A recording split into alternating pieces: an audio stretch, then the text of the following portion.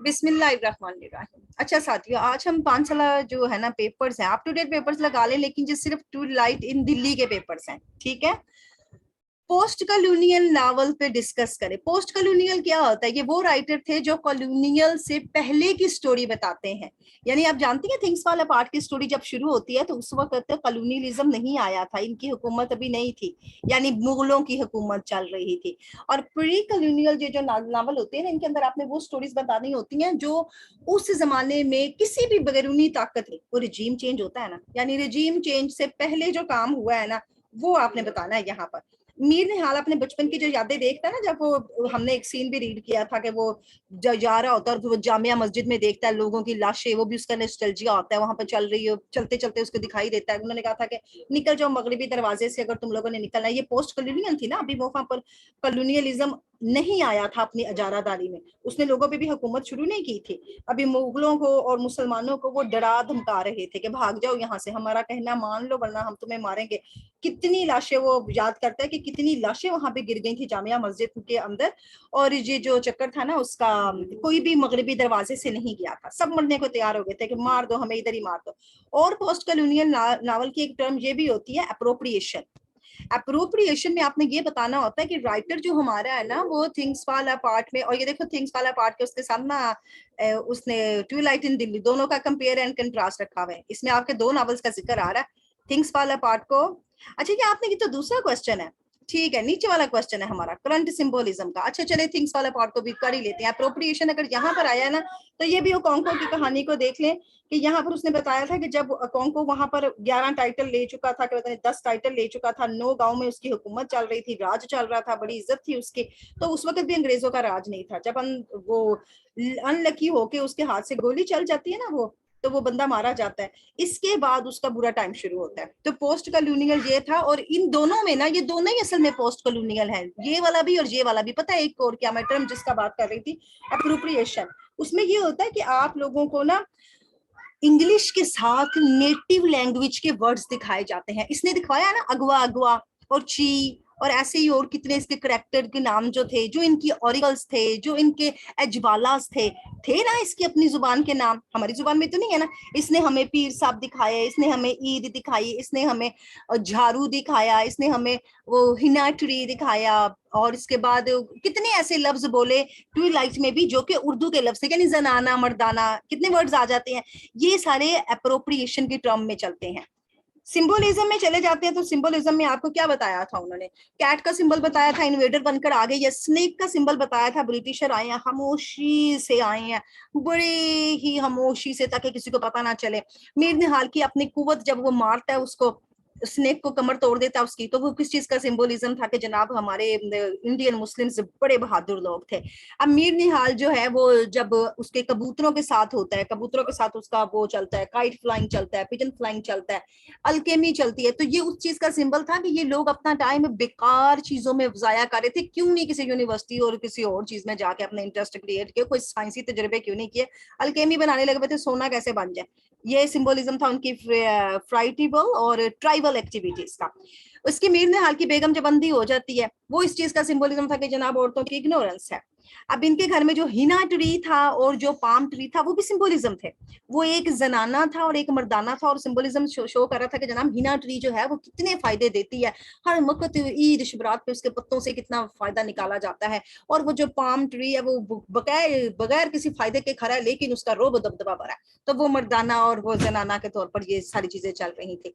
इसके बाद इसका जब दिखाते हैं कि वो उसकी जो पैरालाइज हो जाता है, मीर निहाल बजाते खुद जब मजूर हो जाता है, चलने फिरने से मुहताज हो जाता है, तो इसका मतलब ये था कि जनाब हमारा कल्चर अब मुहताज हो चुका है, अब हमारी सिविलाइजेशन किसी काम की नहीं रही है, अब हम भी मीर निहाल साहब की तरह ही पैरालाइज्ड हो चुके हैं।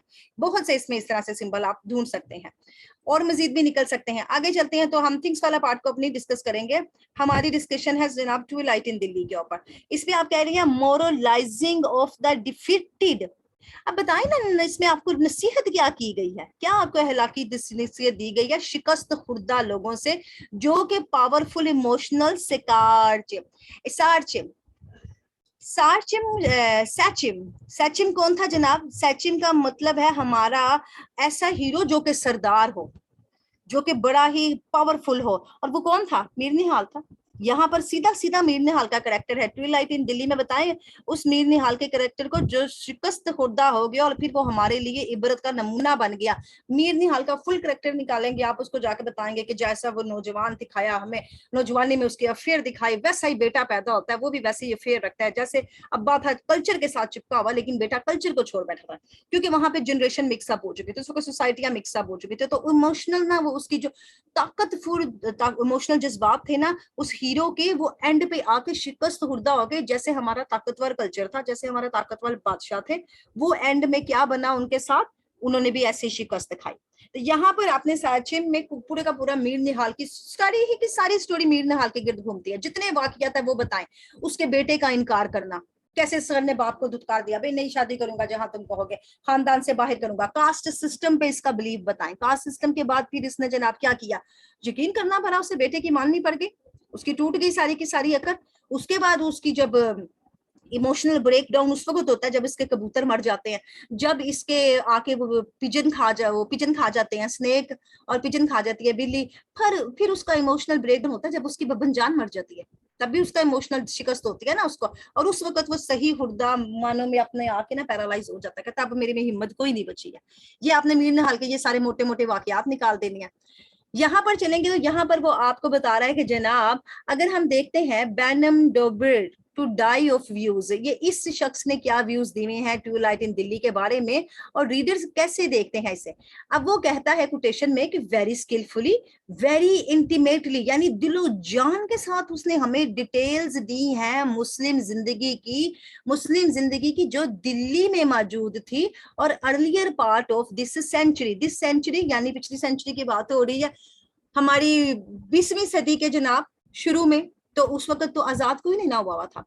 ये भी आपका पोस्ट कॉलोनियल टॉपिक बन जाता है। यहाँ पर कॉलोनियलाइजर्स थे, यहाँ पे कोई अलहदा नहीं हुई थी कंट्री, सारी सारे के सारे कल्चर मिक्स थे। ये भी आपने उसे बताना है, और आपने उसे बताना है यहाँ पर अहमद अली की वो कोटेशन डाले माई पर्पस वाली, कि मेरा पर्पस था ये बताना कि हमारे कल्चर का डिके हुआ, हमारे इस माहौल का डिके हुआ हमारी आंखों के सामने, ये कोटेशन है ना उसके।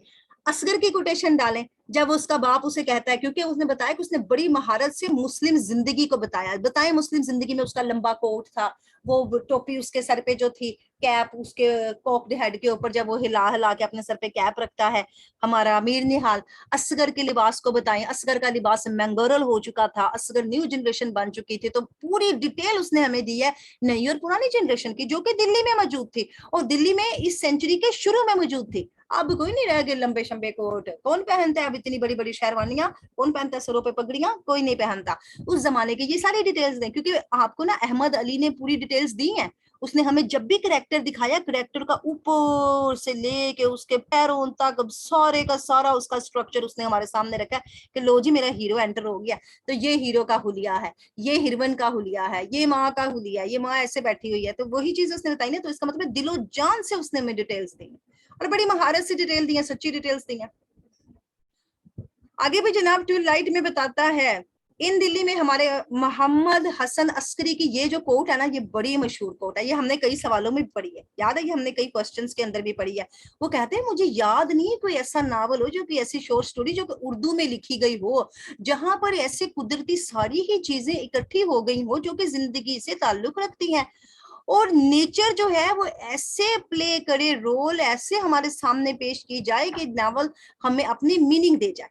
और नावल जो है ये वाला, इसमें भी नेचर पेश की गई है, शुरू से ले जाएं फिर वही करेक्टर, मीर निहाल की स्टोरी ले आए, मीर निहाल का घर ले आए, मीर निहाल के बच्चे ले आए, मीर निहाल का ओल्ड व्यू ले आए, उसके बच्चे का नया व्यू ले आए, उसकी बेगम के अलावा इधर उधर के जो ताल्लुकात है वो ले आए यहाँ पर, क्योंकि नेचुरल चीजें हैं ना, ये वो नेचुरल चीजें हैं जो इंसानों में पाई जाती हैं। उसके दिलचैन से ताल्लुकात बता दें, उसके बब्बन जान से ताल्लुकात बताएं, बच्चे के भी बताएं मुश्तरी बाई से ताल्लुकात, इस तरह बच्चे के आप वो नेचर बताएं कि उसकी भी नेचर थी, दिल फेंक था, जिसको देखता था उसका आशिक हो जाता था, 3 मरतबा तो उसे प्यार ही हुआ है। पहले वो मुश्तरी बाई के चक्कर में था, फिर उसकी शादी बिल्किस से हुई तो बिल्किस से बेजार हो गए, फिर वो मुश्तरी बाई के पास गया, जब मुश्तरी बाई से भी जान छुड़ा ली, बिल्किस भी मर गई तो उसकी बहन जोरा के चक्करों में पड़ गया। नेचर थी ना। आप बताएंगे कि ऐसी नेचर उसने बताई, और पूरी जिंदगी हमें बता दी उसने। जिंदगी बताई है नई किस्म के लड़के की, जिंदगी बताई है एक ओल्ड बाबा जी की, और फिर जिंदगी बताई है उस बाबा जी की बेगम की, उस बाबा जी की बेटी की। एक बेटी जिसकी शादी हो जाती है उस बंदे के साथ, वो कोटेशन लगाए मेहरू वाली, मेहरू और जिसकी मेराज से शादी हो गई, तो मेहरू ऐसे जा रही थी जैसे कि वो कसाई बकरा हलाल करने के लिए लेके जा रहा है ना, वो कुर्बान गाह ले जाया जा रहा है उसे। मेहरू की वो कोटेशन डाले, जनाना मर्दाना का रोल डाले। ये सारी नेचुरल चीजें है ना जो मुस्लिम कल्चर में पाई जाती थी। तो हसन अस्करी ने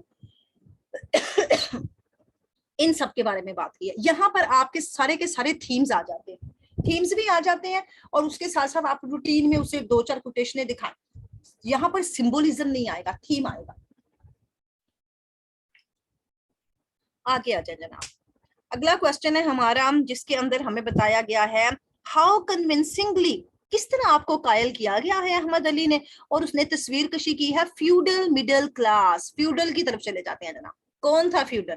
मीर ने हाल बड़ा बाबा जी, बंदा अच्छे किस्म का था और सही खासा कमाता था। वो तो लेस की दुकान उसने सिर्फ खोली हुई थी, हमें बताया था ना उसने कि लेस की दुकान तो सिर्फ बबन जान के खर्चे पूरे करने के लिए उसने खोली हुई थी, बाकी तो उसके बच्चे उसको अच्छी खासी भेजते थे पीछे से आमदन, और उनकी अपनी भी कोई जमीनों शमीनों की आमदन आती होती थी, उसको किसी चीज की जरूरत नहीं थी। तो वो मिडिल क्लास इस वजह से था कि वो इतना ज्यादा अमीर नहीं था कि जिसे कहते हैं ना कि करोड़पति ही उस जमाने का हो, इतना जरूर जागीरदार टाइप बंदा था कि अपना रख रखाव उसने रखा हुआ था, अपने लिबास, अपने दोस्त।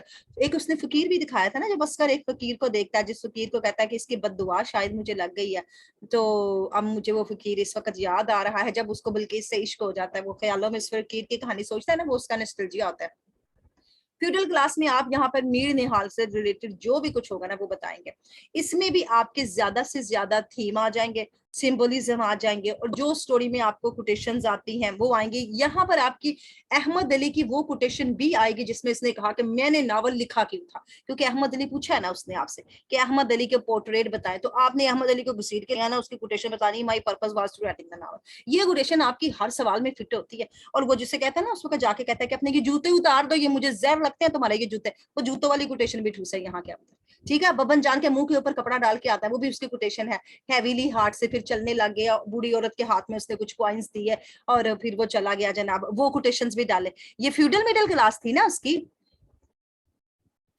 ये यूपी जो है ना, ये यूपी वो इंडियन कंट्री नहीं बनती, यूपी बिहार, वो लग रहा है मुझे। अदरवाइज ये दिल्ली थी तो दिल्ली के पास ही कोई यूपी बिहार भी होएगा, ये अब हमारे तो कंट्री में ये नहीं है ना। ये उसने क्लास ऑफ द यूपी कहा है, तो इट्स मीन ये फ्यूडल क्लास दिल्ली की ही कहना चाह रहा है, क्योंकि नावल तो दिल्ली के बारे में है। अब चूंकि ये इंडियन नक्शे के मुताबिक है, तो इंडियन नक्शे में यूपी है, यूपी हमारे पास तो नहीं, उत्तर प्रदेश जिसे कहते हैं, यूपी उत्तर प्रदेश तो होता है ना।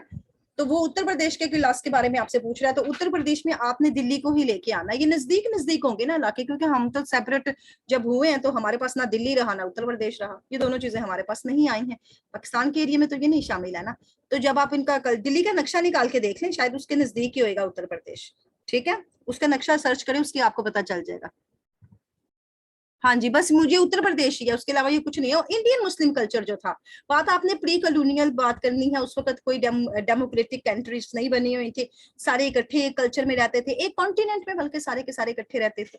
ठीक है, इसने कॉन्टिनेंट के बताया ना, कल्चर का डिके बताया है, सिविलाइजेशन का डिके बताया है, फ्यूडल क्लास में अपने ही जड़ें काटने वाले अपने बच्चे का बताया ना, ताल्लुक बताया, मंगोरल बच्चा पैदा हो गया जनाब, और असगर की वजह से भी आके ये काफी टूट गया था, बब्बन जान की वजह से भी आके काफी टूट गया था, कबूतरों के मरने की वजह से भी काफी टूट गया था। अच्छा जनाब, इतने थे हमारे पेपर्स, चलें जी, ओके।